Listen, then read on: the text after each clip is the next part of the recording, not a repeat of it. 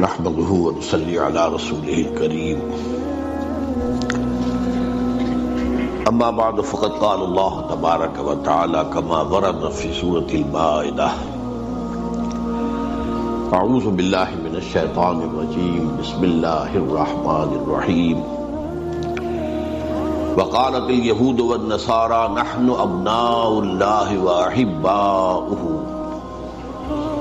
قل فلم يعذبكم بذنوبكم بل انتم بشر ممن خلق يغفر لمن يشاء ويعذب من يشاء ولله الملك السماوات والارض وما بينهما واليه المصير صدق الله العظيم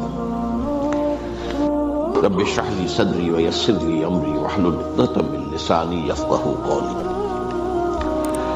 اللهم ربنا الہمنا رشدنا واعذنا من شرور انفسنا اللهم ارنا الحق حقا وارزقنا اتباعه وارنا الباطل باطلا وارزقنا اجتنابه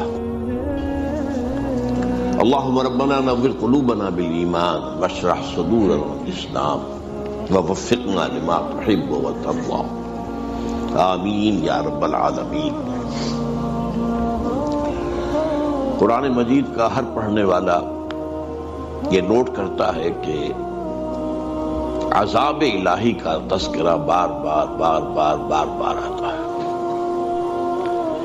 ایک عذاب تو ہے آخرت کا، جہنم کا، وہ تو یوں سمجھئے کہ قرآن مجید کے جو بنیادی عقائد ہیں، بنیادی ایمانیات ہیں، ان میں شامل ہیں۔ اس کے بغیر، اس کو مانے بغیر تو کوئی شخص مسلمان ہو ہی نہیں سکتا۔ لیکن ایک دنیا میں عذاب قوموں پر آتے رہے، مختلف حالات میں آتے ہیں۔ ہمارے ہاں بھی کبھی ہوتا ہے کہ یہ زلزلہ آ گیا تو یہ اللہ کا عذاب ہے، اس پر پھر کنٹروورسی شروع ہو جاتی ہے کہ یہ تو جو بھی دنیا کے طبعی معاملات ہیں، یہ فزیکل لاز کے تحت ہوتا ہے، اس کو خامخواہ عذاب قرار دینا جو ہے۔ میں اس وقت صرف اشارہ کر رہا ہوں، میں اس معاملے میں کوئی اس وقت بحث نہیں کر رہا،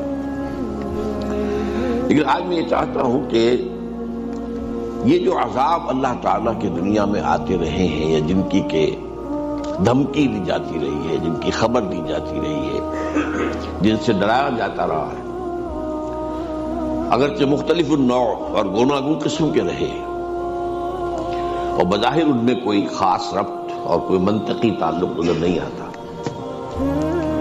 لیکن یہ سب اللہ تعالیٰ کے ایک قانون کے تحت ہے۔ قرآن مجید میں اللہ کے قانون کو سنت اللہ کہا گیا ہے۔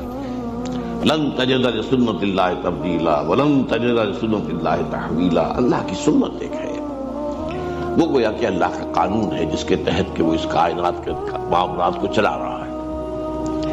یہ سنت اللہ کا لفظ جو ہے سورۃ الاحزاب میں بھی آیا ہے، سورۃ الفاطر میں بھی آیا ہے، سورۃ الفتح میں۔ تو آج میں آپ کے سامنے رکھنا چاہتا ہوں کہ وہ سنت اللہ کیا ہے، عذاب خداوندی کے بارے میں اللہ کا قانون کیا ہے۔ اب یہ قانون بھی قرآن مجید میں کہیں ایک جگہ بیان نہیں ہوا ہے، اس کی دفعات جیسے کہ ہماری قانون کی کتابوں میں ہوتی ہے، دفعہ اتنے دفعہ وار اس کی ترتیب ہو، یہ نہیں ہے۔ قرآن مجید کا انداز یہ ہے ہی نہیں۔ قرآن مجید میں آپ کو معلوم نماز کا حکم تو آیا بے شمار مرتبہ، وضو کا کہیں آ رہا ہے، تیمم کا کہیں آ رہا ہے، رکوع و سجود کا کہیں اور تذکرہ ہو رہا ہے، قیام پر کہیں اور زور دیا جا رہا ہے۔ تو وہ سب کو جوڑ کر، اور ان کو جوڑنے والی شے سنت رسول صلی اللہ علیہ وسلم، لیکن یہ کہ ان کو جوڑ کر آدمی جو ہے وہ پورا معاملہ اخذ کر سکتا ہے۔ تو قرآن مجید میں جو یہ عذاب خداوندی کا ذکر ہے، اس کے اعتبار سے جو سنت اللہ ہے وہ جو آئی ہے، تو اس پر جو غور و فکر میں نے کیا، اور یہ آج سے یوں سمجھیے کہ 15-16 سال قبل کی بات ہے، تو میری جو کتاب ہے سابقہ اور موجودہ مسلمان امتوں کا ماضی، حال اور مستقبل، اس کا دوسرا چیپٹر اسی موضوع پر ہے، میں آج اسی پر گفتگو کر رہا ہوں۔ یہ سنت اللہ کیا ہے؟ 5 باتیں اہم نوٹ کرنے کی ہیں۔ پہلا جو اصول ہے وہ یہ ہے کہ یہ دنیا دار الامتحان ہے، دار الجزا نہیں ہے۔ بیسیکلی یہ دار الامتحان ہے۔ خلق الموت والحیات لیبلوکم ایکم احسن عملا. سورہ ملک میں جو فرمایا، اس نے یہ موت اور حیات کا سلسلہ اس لیے بنایا ہے تاکہ تمہیں جانچے، پرکھے، آزمائے کہ کون ہے تم میں سے اچھے عمل کرنے والے. یہ ایک امتحانی وقفہ ہے. یہ بات ذہن میں رہے کہ قرآن مجید کی روح سے انسان کی زندگی جو ہے وہ بہت طویل عمل ہے، بہت طویل عمل ہے، بہت طویل عمل ہے. وہ جو اقبال نے کہا ہے کہ تو اسے پیمانہ امروز و فردا سے نہ ناپ، یہ آج کل پرسوں، یہ 7 دن میں ہفتہ ہو گیا، پھر مہینہ ہو گیا، یہ پیمانے کیا ہیں؟ انسان کی زندگی ان پیمانوں سے ناپی جانے والی نہیں ہے. تو اسے پیمانہ امروز و فردا سے نہ ناپ، جاوداں پہم دواں ہر دم جواں ہے زندگی. بہت طویل ہے. سب سے پہلی بات تو ہم جانتے ہیں ایک یہ حیات دنیاوی ہے، ایک حیات برزخی ہے. جو آج آنکھ بند ہوگی یہاں قبر میں اتار دیے جائیں گے تو حیات برزخی شروع، وہ بھی حیات ہے. پھر حیات اخروی ہے جس کا کوئی حد ہے ہی نہیں، جاوداں پہم دواں ہر دم جواں ہے زندگی، وہ تو اس کا کوئی خاتمہ ہے ہی نہیں. اور اس میں ایک اور بات جو لطیف ہے، جو میرا جو کتاب چاہے کہ زندگی، موت اور انسان، یہ چھوٹا سا کتاب چاہے، میرا خیال 20-25 صفحے ہوں گے کل. اس میں ایک اور حقیقت میں نے بیان کی ہے. ایک زندگی اس دنیا میں آنے سے پہلے ہم گزار کے آئے. وہ زندگی تھی صرف روحانی زندگی، ارواح تھی ہماری، اجساد نہیں تھے، جسم نہیں تھے. اور ان ارواح سے اللہ نے عہد لیا تھا، الست بربکم قالوا بلا. اب ظاہر بات ہے کہ جن سے عہد لیا گیا ہے وہ کوئی معدوم شے تو نہیں تھی، وہ کوئی مردہ شے تو نہیں تھی.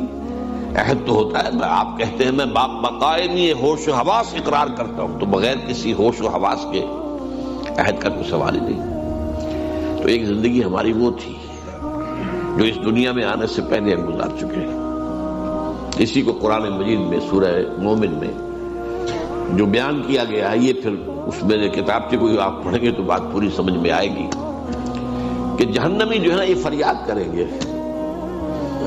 ربنا امتنا نسنتین واحییتنا نسنتین فاعترفنا بذنوبنا فہل الی خروج من سبیل. اے اللہ تو نے ہمیں 2 مرتبہ مارا، 2 مرتبہ زندہ کیا، تو اب یہاں سے نکلنے کی بھی کوئی شکل ہے کہ نہیں؟ 2 مرتبہ مارا، اور مارا پہلے ہے، امتنا نسنتین واحییتنا نسنتین. وہ ارواح کی تخلیق کے بعد ہمیں سلا دیا گیا، کولڈ سٹوریج میں رکھ دیا گیا، وہ پہلی موت تھی. پھر رحم مادر میں جب میرا حجولہ تیار ہو گیا 120 دن میں، پھر میری روح وہاں سے لا کر داخل کی گئی. اب یہ حیات دنیاوی شروع ہو گئی. پھر موت ہوگی تو یہ جسم میرا جہاں سے آیا تھا وہیں جائے گا، وہ تو زمین سے آیا تھا، منہا خلقناکم وفیہا نعیدکم. لیکن وہ روح جہاں سے آئی تھی وہاں جائے گی. انا للہ و انا الیہ راجعون. اور وہ حیات اخروی ہے جس کی کوئی انتہا نہیں. تو اسے پیمانہ امروز و فردا سے نہ ناپ، جاوداں پہم دواں ہر دم جواں ہے زندگی. اس میں سے یہ وقفہ تھوڑا سا کیا ہے، ایک موت پھر زندگی پھر موت. یہ کیوں؟ یہ چھوٹا سا وقفہ 40-50 سال 70 سال، بلکہ 70 سال بھی ہو جائیں تو ان میں سے آپ نکال دیجئے پہلے 15-20 سال تو ابھی شعور ہی نہیں ہوتا، اور بعد میں بھی جو ہے اگر کسی کو زیادہ عمر ملے تو پھر جو ہے انسان کے حواس اور اس کی قوا جو ہے ذہنی وہ کمزور پڑ جاتے ہیں. تو یہ تھوڑا سا وقفہ ہے، یہ گزرا حقیقت.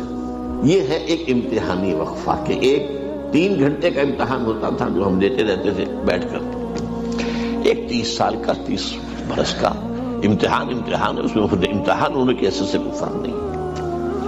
بہرحال اصل بات کیا تھی، یہ دنیا اصلاً دار الجزا نہیں ہے، یہ دار الامتحان ہے. البتہ محاسبہ اخروی کا جو پہلا مرحلہ ہے، جب بعد اصل جو آئے گا محاسبہ تو آخرت میں آئے گا، وہاں معاملہ یہ ہوگا کہ پہلا مرحلہ یہ ہے کہ تمام امتوں پر اس کے رسول جو بھیجے گئے تھے وہ کھڑے ہو کر ٹیسٹیفائی کریں گے